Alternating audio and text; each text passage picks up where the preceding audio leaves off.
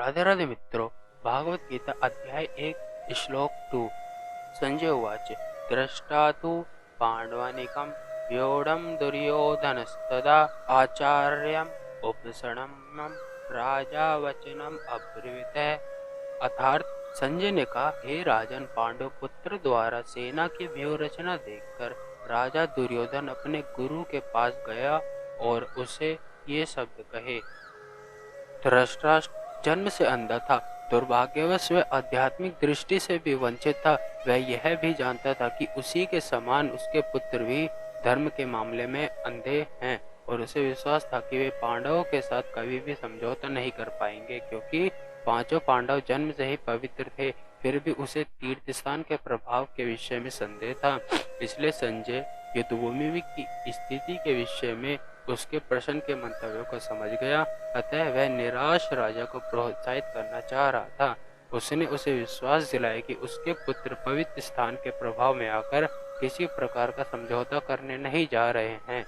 उसने राजा को बताया कि उसका पुत्र दुर्योधन पांडवों की सेना को देखकर तुरंत अपने सेनापति द्रोणाचार्य को वास्तविक स्थिति से अवगत कराने गया। यद्यपि दुर्योधन को राजा कहकर संबोधित किया गया है, तो भी स्थिति की गंभीरता के कारण उसे सेनापति के पास जाना पड़ा। अतएव दुर्योधन राजनीतिज्ञ बनने के लिए स्वतः उपयुक्त था, किंतु जब उसने पांडवों की व्यूह रचना देखी तो उसका यह कूटनीतिक व्यवहार उसके भय को छुपा न पाया। अब अध्याय 1 श्लोक 3।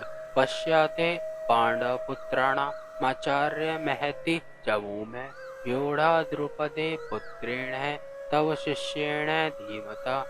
अर्थात, हे आचार्य, पांडव पुत्रों की विशाल सेना को देखे, जिसे आपके बुद्धिमान शिष्य द्रुपद के पुत्र ने इतने कौशल्य से व्यवस्थित किया है।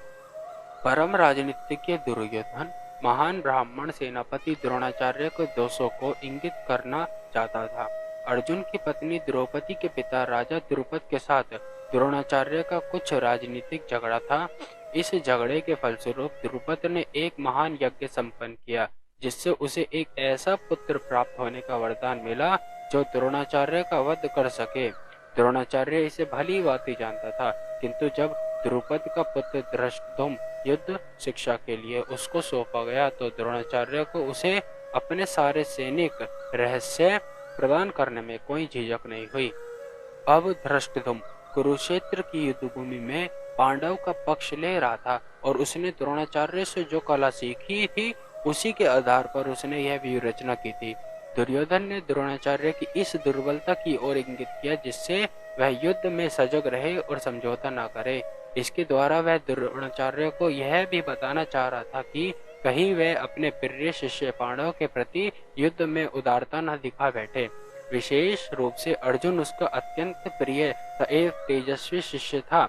दुर्योधन ने यह भी चेतावनी दी कि युद्ध में इस प्रकार की उदारता से हार हो सकती है।